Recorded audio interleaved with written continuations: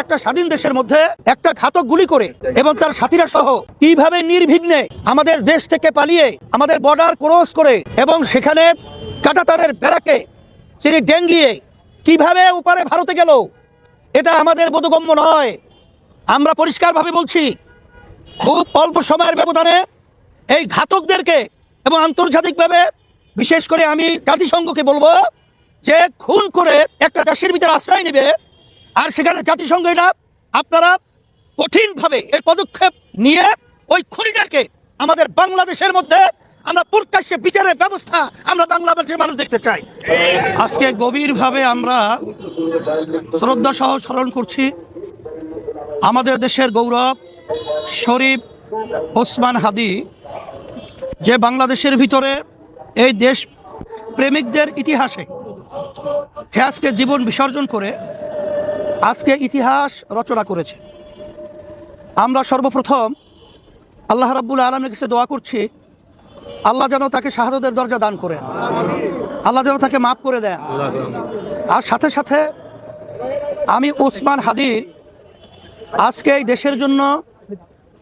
বৈষম্য বিরোধী এবং ন্যায়ের পক্ষে তিনি যে বিসর্জন করেছেন তার জীবন, এর মাধ্যমে আমাদের সারা দেশের মানুষের কাছে তিনি চিরজীবন ইতিহাস হয়ে থাকবেন এবং দেশ প্রেম তার মাধ্যমে আমাদের মধ্যে যেটা উল্লেখযোগ্যভাবে আমাদের দেশপ্রেম আরও বেড়ে গেছে। এবং আমি সকলকে, বিশেষ করে বাংলাদেশের প্রতিটা নাগরিককে আমি অনুরোধ করব যে আজকে আমরা যদি সবাই দেশের জন্যে, ন্যায়ের জন্যে এবং ইনসাফ রক্ষার জন্যে আমরা যদি সব একাকার হয়ে যদি আমরা বুলন্দ আওয়াজ তুলতে পারি, তাহলে জালেম যারা রয়েছে, খুনি যারা রয়েছে, যারা ঘাতক রয়েছে, যারা দেশদ্রোহী এবং তাবেদার এই দেশকে গোলাম বানাবার যারা চিন্তা করছে, তারা আল্লাহর রহমতে আমাদের দেশকে তারা গ্রাস করতে পারবে না ইনশাআল্লাহ। আমি বর্তমান অন্তর্বর্তীকালীন সরকার সহ প্রশাসনকে বলবো যে একটা স্বাধীন দেশের মধ্যে দিনে দুপুরে এইভাবে একটা উল্লেখযোগ্য ব্যক্তিত্বকে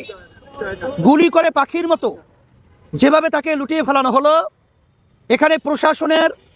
যে দায়িত্ব পালন করার কথা ছিল, আমরা হতবাক হয়েছি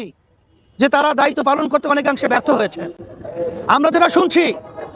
যে একটা স্বাধীন দেশের মধ্যে একটা ঘাতক গুলি করে এবং তার সাথীরা সহ কিভাবে নির্বিঘ্নে আমাদের দেশ থেকে পালিয়ে আমাদের বর্ডার ক্রস করে এবং সেখানে কাঁটাতারের বেড়াকে তিনি ডেঙ্গিয়ে কিভাবে উপরে ভারতে গেল, এটা আমাদের বোধগম্য নয়।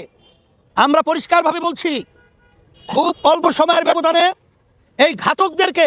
এবং আন্তর্জাতিকভাবে বিশেষ করে আমি জাতিসংঘকে বলবো যে খুন করে একটা দেশের ভিতরে আশ্রয় নেবে, আর সেখানে জাতিসংঘ এটা আপনারা কঠিনভাবে এর পদক্ষেপ নিয়ে ওই খুনিদেরকে আমাদের বাংলাদেশের মধ্যে আমরা প্রকাশ্যে বিচারের ব্যবস্থা আমরা বাংলাদেশের মানুষ দেখতে চাই। সাথে সাথে আমি সাংবাদিক বন্ধুদেরকে বলবো এবং সমস্ত বাংলাদেশের মানুষকে বলবো, আসেন আমরা সব একাকার হয়ে হুব্বুল ওয়াতান মিনাল ঈমান, দেশের মহব্বত ঈমানের একটা অংশ হিসাবে আমরা সবাই যদি একত্রিত হয়ে আজকে দেশকে রক্ষার জন্যে, আজকে মানবতা রক্ষার জন্যে যদি আমরা অবস্থান করতে পারি, তাইলে যারা নাকি স্বার্থন্বেষী মহল রয়েছে তারা আমাদের দেশকে নিয়ে আল্লাহর রহমত আর ছিনিমিনি করতে পারবে না। আর আপনাদের সকলকে ধন্যবাদ জানাচ্ছি যে আজকে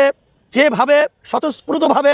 হাদির জানাজায় মানুষগুলো যেভাবে স্বতঃস্ফূর্ত উপস্থিত হয়েছে, এর মাধ্যমে জানান পরিষ্কার হয়ে গেছে